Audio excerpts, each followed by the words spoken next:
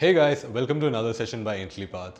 Driving a data-driven business using machine learning is considered an important aspect in today's world. Top companies such as Amazon, Facebook, Apple, and many more use machine learning to perform advanced analytics and drive their business to success. In today's session, we're going to have a quick look into the world of machine learning algorithms. Now, before we begin, do subscribe to Intellipaat's YouTube channel so that you never miss out on any of our upcoming videos. Now let's have a look at the agenda for today's video. First, we'll understand why we require machine learning algorithms. Then we'll further understand what these algorithms actually are. After that, we'll take a quick dive into the world of machine learning algorithms. And finally, we'll do a couple of demos using these algorithms. Also guys, if you're looking to get certified in data science, Intellipaat provides data science certification training courses. For more details, you can check out the description. Without much further delay, let's get started. What do you think is the need for something called as an algorithm? Well, consider this situation, right? So let's say you're either baking a cake or you're driving your car, you're even walking or singing. Well, your body is continuously, executing the set of steps that you've already trained it to do. And then this is what we call as an algorithm. So basically, when you're driving your car, your brain is already programmed to do all the tasks that are required to pretty much help you to drive your car. And then when you're walking as well, how do you maintain balance? Well, as a kid, if you could realize that maintaining your balance as a toddler was very difficult, but then you trained yourself every day, and then now you can walk very easily, right? So this process, which involves learning and then this repetitive process, is again pretty much can be termed as an algorithm as well, guys. Well, if you've been wondering if algorithms are new concepts, well, they're not. Algorithms have been used for decades together. Well, back to this person on the screen called Alan Turing. This person, here's a good fact, this person was the reason probably why World War II ended. He was the one who decoded the very famous encrypted Enigma messages from Germany, and then this person decoded that, and then and all the code breakers and so much more, right? So the entire point here is to tell you that algorithms have been used is an age-old tradition that's being used, and these days we've been pushing it to our computer science field as well, and then making sure that we make full use out of it, guys. And then again, why would we require it? Well, think of the huge amount of data that's being generated these days, and then think of the methods that we need to process it, to understand the data, to process the data, and then to pretty much clean up the data and work with it, right? So for all of these, we have something called as algorithms, guys. So on that note, what are algorithms? What is the formal definition of an algorithm? Well, guys, algorithms are as simple as this. They are just a set of rules, or you can call them as processes as well, to be followed in calculations or any other problem solving operations when done by a computer. Well, how simple is that? Well, this is exactly what an algorithm means. Well, you have a symbol on the left hand side. That is pretty much what a flowchart looks like as well. Don't worry, you'll just be checking out the flowchart sections in the next set of this slide. But then right now, I want to tell you guys that you guys are using algorithm as is. Well, step one, you're looking at your screen. Well, you've programmed yourself to look at the screen. That's an algorithm. And YouTube is running a recommendation algorithms where you just, let's say you search for something, Python tutorials or anything for that matter, right? Intellipaat's videos are up there. So how does YouTube know that, it should recommend Intellipaat's videos to its learners? Well, again, an algorithm is being set there. And every time you check your mails are filtered in your inbox, in your spam folder, and so much more. So how does Google or Gmail know what mail is a spam mail and what mail is not a spam mail, right? So that again is an algorithm right there. And no matter what operating system you're on, Windows right now, or let's say iOS, let's say Mac OS, Android, whatever, right? So all these operating systems are using algorithms right now. And on that note, let's quickly break it down into simple terms and check out the relationship between a pseudocode and a flowchart, guys. A quick info guys, if you're looking to get certified in data science, Intellipaat provides data science certification training courses. Do check out our website for more information. Let's continue the session. So here's a very simple piece of code for you guys. This is what we call a pseudocode. A pseudocode is almost a high-level language code. It just looks literal, very literal, and then you can figure out what the code is doing, even though you might not be a native programmer. So once the code part of it, and the other is what we call as the algorithm with the flowchart alongside it. So pretty much we're inputting a single variable A, putting the value 10 to it. We're inputting a variable B, putting a value of 20 to it. We're adding it pretty much. So C will have the value 30 right now, right? So A plus B is 10 plus 20. And then we're outputting that. The words start and stop again are a part of the pseudocode flowchart relationship. And on the right side, if you can just take a look, this is what the flowchart of this exact pseudocode will look like, guys. Well, this was very simple. So let me quickly step it up one single notch, where we can go about checking another pseudocode flowchart relationship, guys. So here again, we're inputting A, inputting B, and then we're making sure that until A becomes equal to B, we'll be printing all the values from A to B, and then we're going to be increasing A by 1. So right now A is 10. It's going to check if 10 is equal to 20. It's not. So until 10 becomes 20, we're going to start printing out everything. So the answer is going to be 10, 11, 12, 13, 14, all the way until 20. And this is going around in an iteration in a loop. If you can figure out, the diamond box is called as the decision box, where it has two tracks. One can be a true false track or a yes no track. And in this particular case, we have the yes no track here, guys. So on that note, we need to understand why we would require all these algorithms in machine learning, right? So before that, why would we even require machine learning? Well, guys, again, the machine learning definition can be given, to the world as the ability for a machine to learn something without it being programmed for that particular thing. Well, how cool is that? It is again basically the field of study where computers use a massive amount of data and they apply all of these algorithms for training themselves. Here's the keyword, training themselves, and again making predictions on that, right? So again, training in machine learning entails feeding a lot of data into the algorithm and allowing the machine itself to learn more about the process information. Well, you're going to just tell the machine a lot of basics probably, or just show it one iteration where the machine pretty much goes on to figure out, say, 9 or 10 more iterations on its own. It's going to learn on its own, it's going to process on its own, and pretty much, you can work with that data later on, right? So again, we can call this a process of converting just raw data into useful information as well. But then we're doing it with the help of these algorithms that we're about to learn, guys. So on that note, we need to check out what the types of machine learning are. So we have three main types of learning which happens when we talk about machine learning, guys. It's supervised learning, it's unsupervised learning, and it's reinforcement learning, guys. So if I were you guys, I would just suggest you guys just take a minute, pause on the slide to note these three types of machine learning, guys. So supervised learning, unsupervised learning, and reinforced learning. If you're already familiar with the concepts, or if you think that you got it in the bag, well, let's move ahead to check out what supervised learning actually means. Supervised learning, as the name suggests, requires some sort of supervision, right? Let us talk in terms of variables so we can understand it easily. Again, in supervised machine learning algorithms, let's say we have input variables and our output variables. These input variables are denoted by X and the output variables are denoted by Y. So X is input, Y is output. The goal of any supervised learning system is to understand how your output variable Y changes with respect to the change made in terms of X, guys. So how does the output variable Y vary when we go about playing with our input variable? X is pretty much the goal of supervised learning system, guys.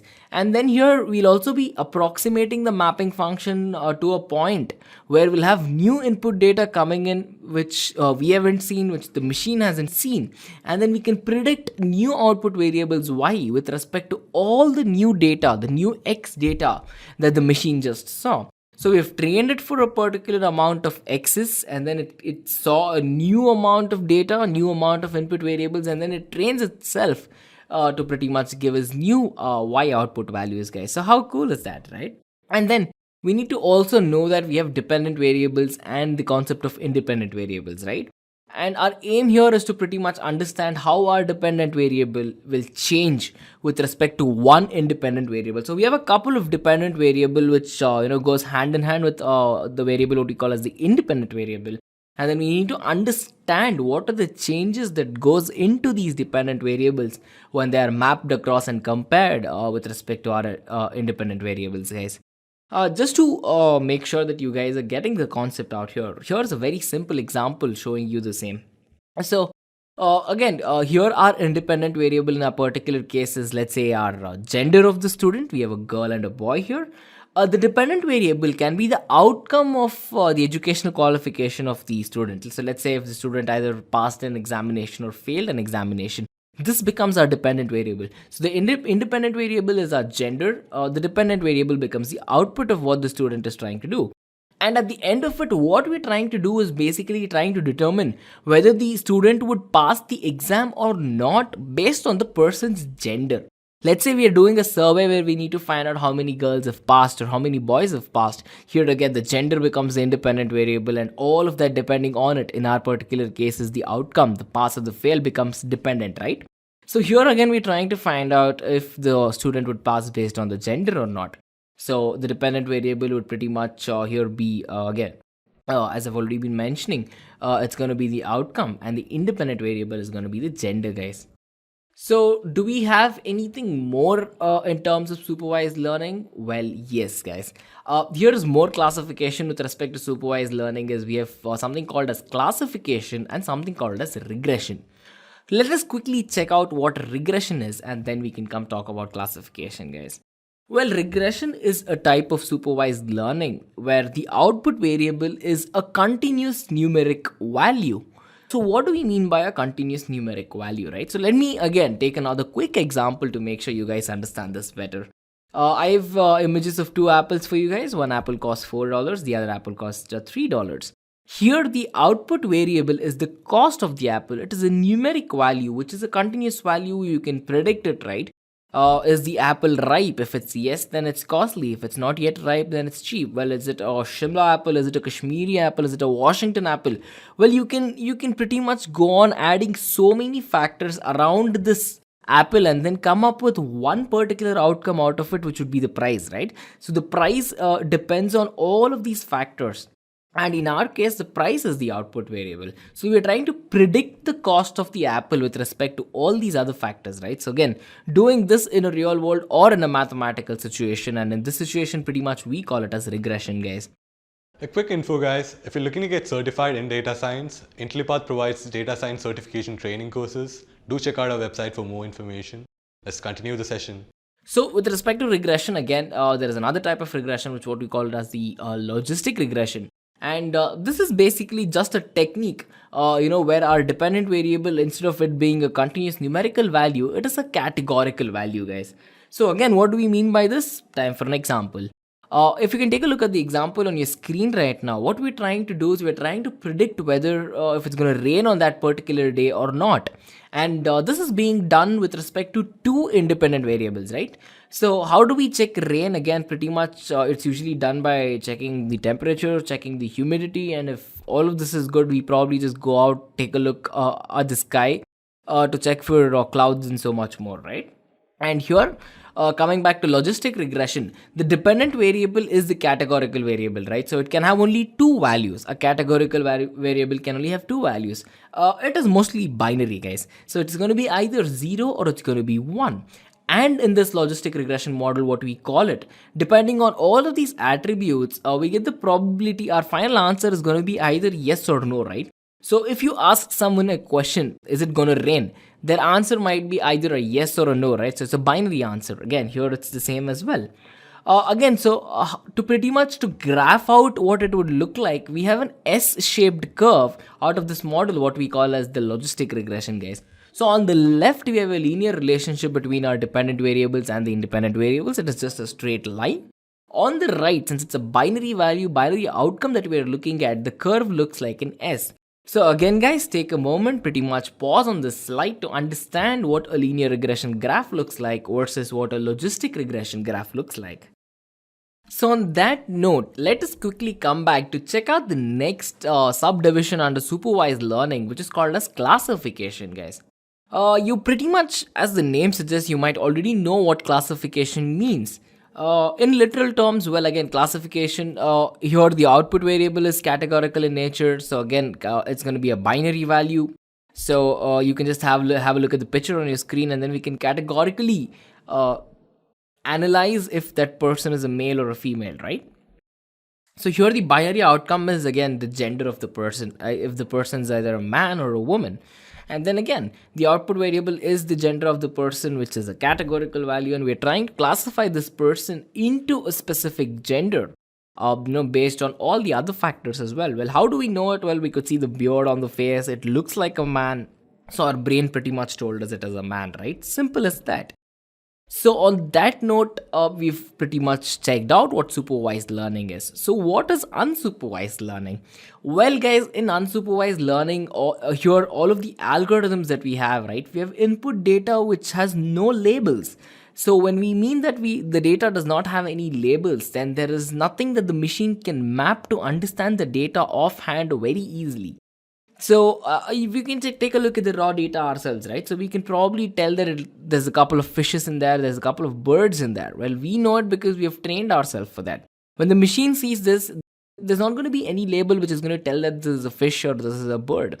So our unsupervised learning algorithm is pretty much going to run through this again, and at the end of it, with respect to clustering, what we call is the process of clustering, it's going to divide all the fishes for us, divide all the birds for us on its own. So here the input data has no input labels, has no class labels, and it doesn't know what's a fish and what's a bird, right? So again, building a supervised unsupervised model on top of this input data is again very interesting and very fun, guys.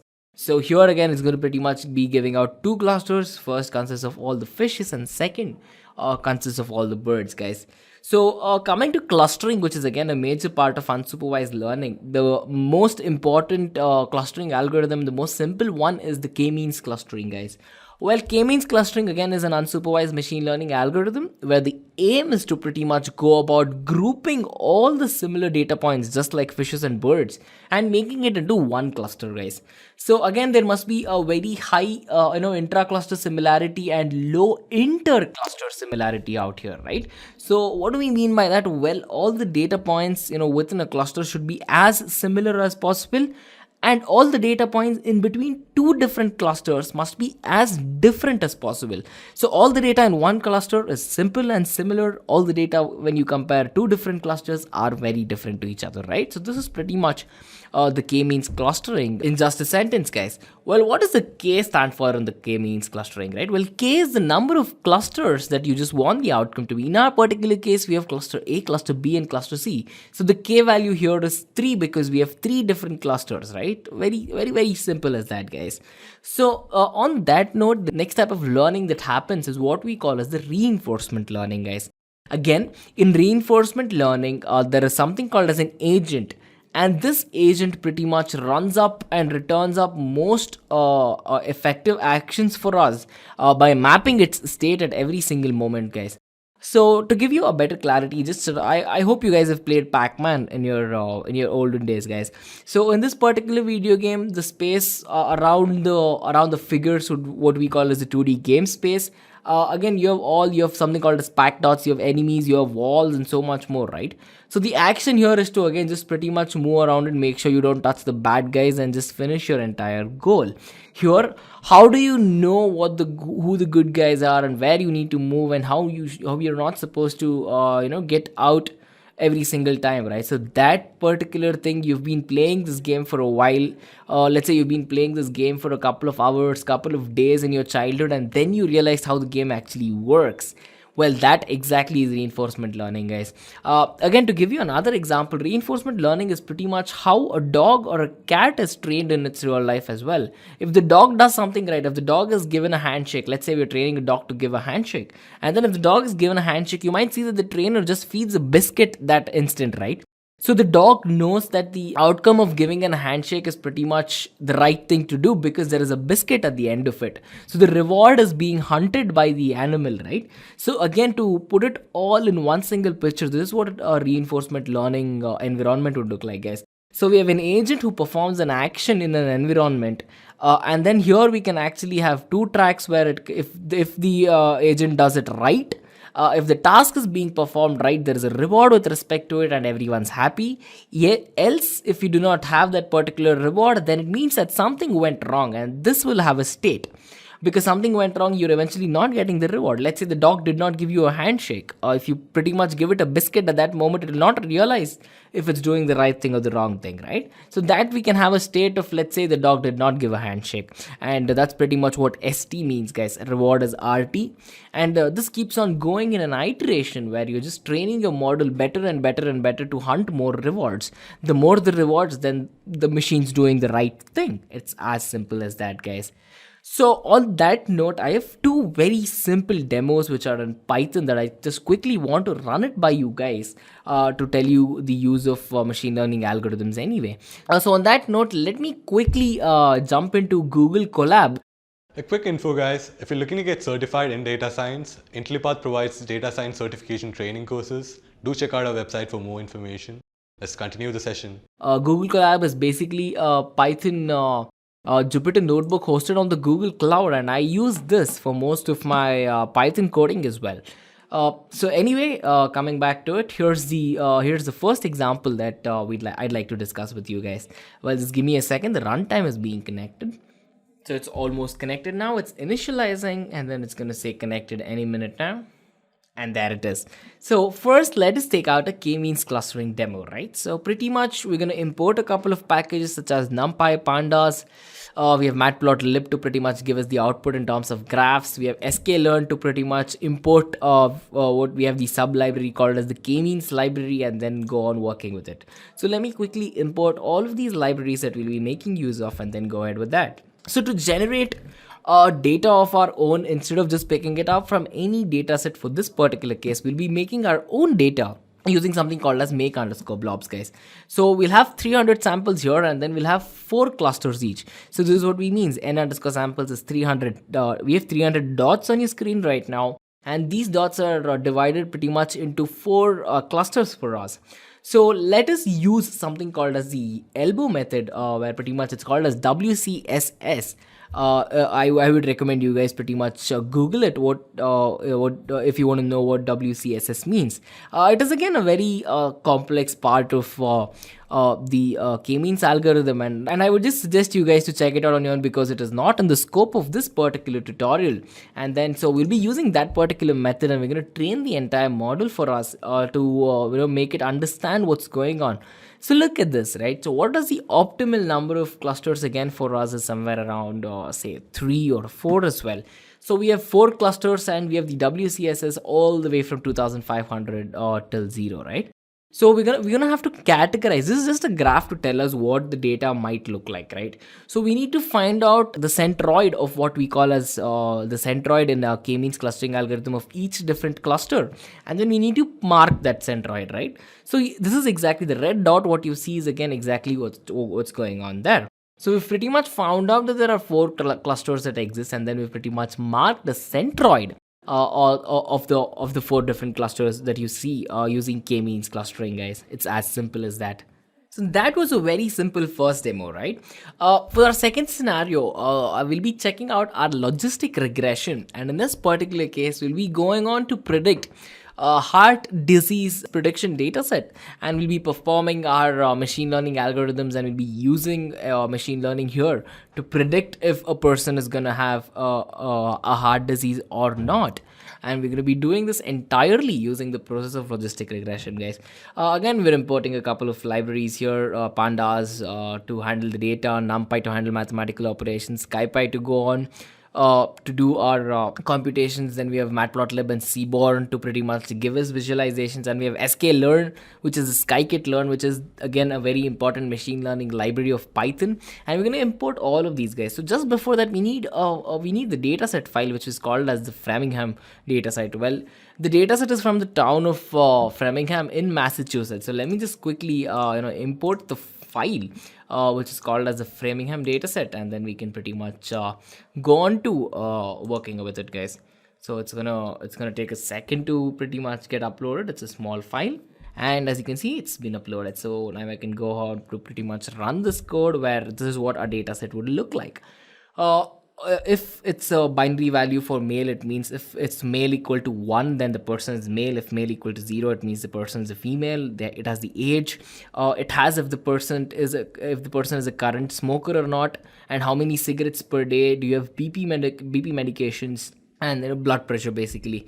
And then, have you had a stroke in your life? Are you diabetic? What is your total cholesterol? What is your systolic blood pressure? What is your diastolic blood pressure? What is your body mass index? What's your heart rate? What's your glucose at? And then it's gonna check your CHT as well, and so much more. So this is an amazing data set to work with. And pretty much we're gonna be just replacing the column of male by sex underscore male. That's about it, what we're doing here.